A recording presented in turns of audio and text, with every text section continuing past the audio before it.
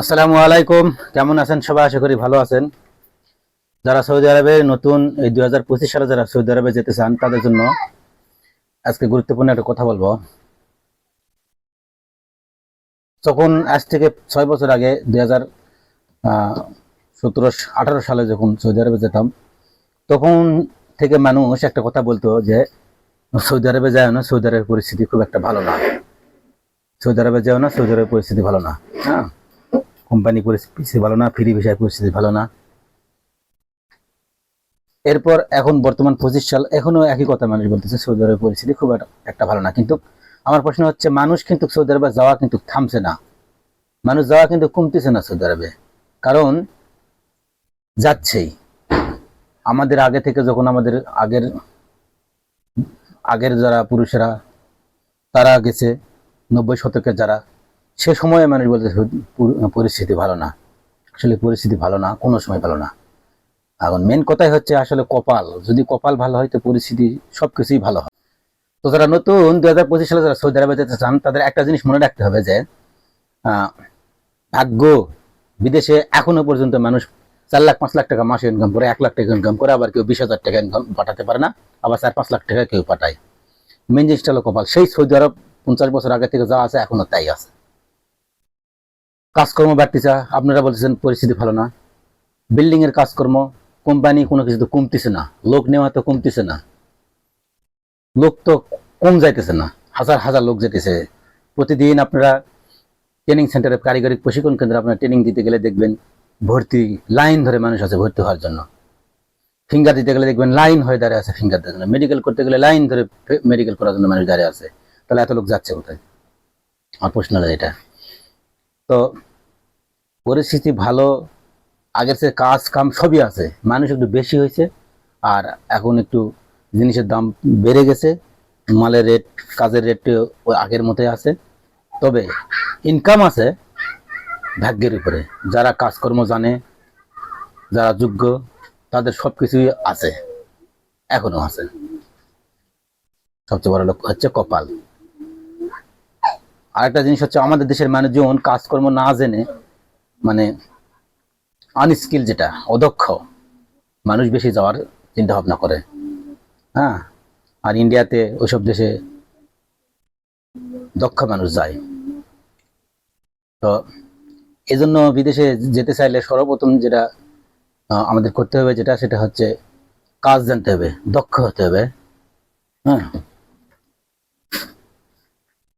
দক্ষ হতে হবে, হয় যেতে হবে। আর একটা জিনিস, মানুষের কথা কানে নেওয়া যাবে না। যখন আপনি দেশে ধার দেনা বিভিন্ন কিছু করে আপনি দেশে যাবেন, বিদেশে যাবেন, যাওয়ার পরে দেখবেন এমনিতে আপনার পরিবার ছেড়ে যাওয়া, দিতে ঋণ দেনা, 2-3টা টেনশন আপনার ভিতর থাকবে।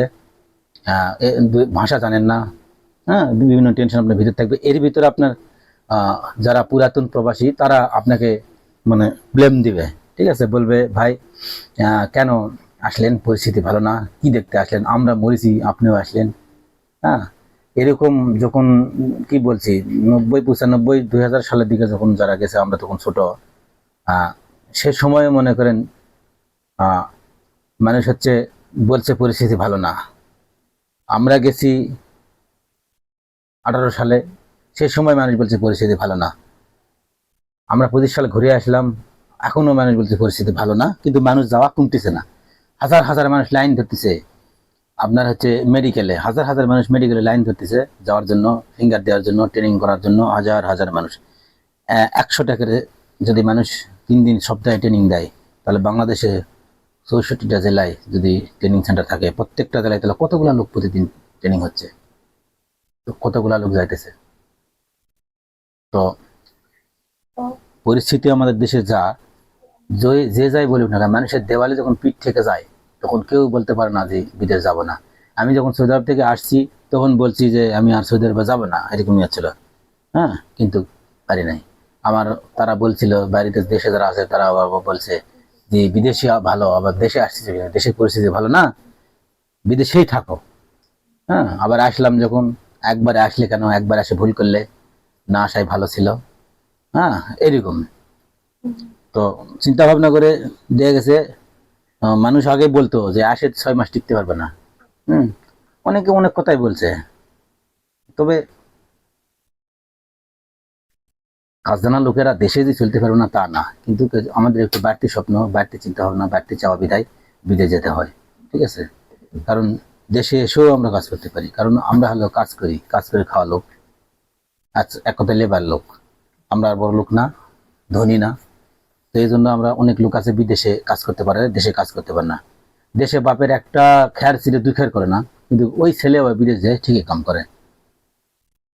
তো সবচেয়ে বড় জিনিস হচ্ছে বিদেশ যাওয়ার আগে অবশ্যই আপনারা নিজের আহ, লাভ ক্ষতি এটা চিন্তা ভাবনা করবেন। তারপর একটা জিনিস চিন্তা করবেন, আহ, আপনি বিদেশ যাবেন, যে যাওয়ার পরে আহ, মানে কোন দেশ, যে দেশ যাবেন সে দেশের একটা ভাষা শিখবেন এবং কাম শিখবেন। ঠিক আছে, কাজ শিখবেন, তারপর ভাষার উপরে একটা হালকা পাতলা ইয়ে নেবেন, নেওয়ার পরে যাবেন। আর যদি কাজ কাম নাই জানা থাকে, সেক্ষেত্রে যদি আপনারা যাওয়া আসা করেন, তাহলে অবশ্যই আপনারা কোনো কোম্পানি দেখে যাবেন, ভালো কোনো কোম্পানি দেখে যাবেন। আমার চ্যানেলে দেওয়া আছে 5টি ভালো কোম্পানি, 7টি ভালো কোম্পানি, 10টি ভালো কোম্পানি সৌদি আরবে, এরকম ভিডিও দেওয়া আছে, আপনারা অবশ্যই ভিজিট করে দেখবেন, অবশ্যই পাবেন সৌদি আরবে কি কোন কোন কোম্পানি ভালো। তো মানুষের কথা কানে যাবে না, যখন নতুন লোক আপনি যাবেন তখন বলবে কি জন্য আসলেন, এটা কানে যাবে না, অনেক অনেক কথা বলবে। আপনার চিন্তা করতে হবে একটা, যে ঋণ দানা করে আসছি, যেখানে যাই হোক না কেন এখানে সংগ্রাম করে হলেও আমাদেরকে চলতে হবে। দেশে আমাদের গরিব দেশ, যারা দিন মজুরি করে খাচ্ছে, তারা চলতেছে না, চলতেছে। এরকম কাজ জানা লোক কাজ করলে পৃথিবীর সব রাষ্ট্রেই, একটা জিনিস মনে রাখেন, যারা কাজ জানা লোক কাজ যদি করে, পৃথিবীর যে দেশে যান না কেন কাজ মিলবেই। রিজিকের মালিক আল্লাহ। তো এই জন্য এই জিনিসটা মাথার মধ্যে রেখে এক কথায় সৎভাবে চললে অবশ্যই লক্ষ্যে পৌঁছানো যাবে। তো সবাই ভালো থাকবেন, সুস্থ থাকবেন। আসসালামু আলাইকুম।